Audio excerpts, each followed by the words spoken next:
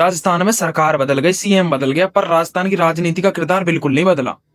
आज बात कर रहे हैं अंता की। अंता की नहीं, ये राजस्थान का केजीएफ हो गया एक तरीके से। और क्या ये सीट बंदूक वाले गैंगस्टर के पास चल जाएगी, या थप्पड़ वाले बागी के नाम होगी, या फिर कोई जमीन खोद कर बाहर इस सीट को ले जाएगा? अब इस सोने को लूटने के चक्कर में दो बड़ी पार्टी बीजेपी और कांग्रेस अपने आदमियों को खड़ा कर रही है, और बीच में आ रहा है कि बागी, किसी के ना सुनने वाला। अब ये अंता चुनाव नहीं है, नेताओं की हाईलाइट का रिकेप है। पहले आता है हम बीजेपी पर, कंवरलाल मीणा। हाँ, वही जिसकी वजह से ये सीट खाली हुई है। अब कंवरलाल मीणा बीजेपी के पिछले विनिंग कैंडिडेट थे। ये पूर्व विनिंग कैंडिडेट थे जो अपनी सीट जेल तक नहीं ले जा सके। अब भाई कंवरलाल मीणा के इरादे ये थे कि इनको अपनी सजा नहीं माननी, बस इन्हें लग रहा था कि कानून से बड़ा मैं हूं। पर भाई 20 साल पहले के कांड जो एसडीएम के ऊपर पिस्टल तारने का इल्जाम इन पे लगा, उसमें धर लिए गए।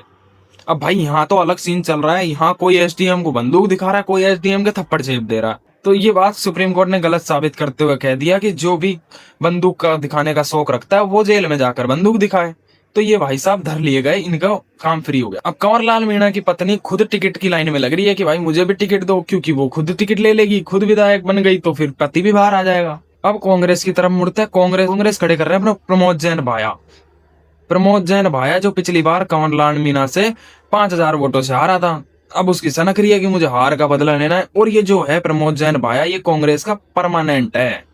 इसको चौथी बार टिकट ले रहा है अगला बंदा, और इसको अंता का, हड़ौती का दबंग माना जाता है कांग्रेस की तरफ से, क्योंकि कांग्रेस के पास और कोई चेहरा है नहीं, यही बंदा बच रहा है। अगर कोई और चेहरा होता तो इसको साइड में कर देते लात मार के, जो कांग्रेस की आदत बन रही है। अब इसको हड़ौती का दबंग इसलिए कह रहे हैं क्योंकि ये पहले विधायक रह चुका वहां का, और इसने ऐसा किया है हाड़ौती को बड़े अच्छे से, भाया रे भाया तूने खूब खाया, ये वाली कहावत इसके ऊपर फेमस है। क्यों है? क्योंकि ये माइन मिनिस्टर रहा है, माइन मिनिस्टर बन के इसने अच्छी तरह से माइनिंग की है, बहुत अच्छी तरह से अपना घड़ा भरा है। अब भाया जी को लग रहा है पिछली बार 5,000 वोटों से हार गया, ये तो बहुत तगड़ी बेइज्जती हो गई। अब कंवरलाल मीणा पड़ा है जेल में, तो इस बार तो मेरी बाजी फिक्स है, मैं जीतने वाला तो हूँ।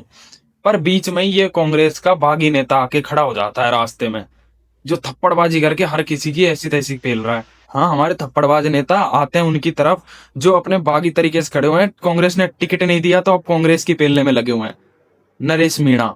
अब जो अंता में मीणा लोग बहुत है, 35,000 वोट है उनके। अब 35,000 में वो सोच रहे थे प्रमोद जैन भाया कि अब पूरे 35,000 मेरे पास आएंगे, कोई मेरे को दिक्कत नहीं है, मैं मेरी बेइज्जती का बदला बहुत अच्छी तरीके से ले लूंगा।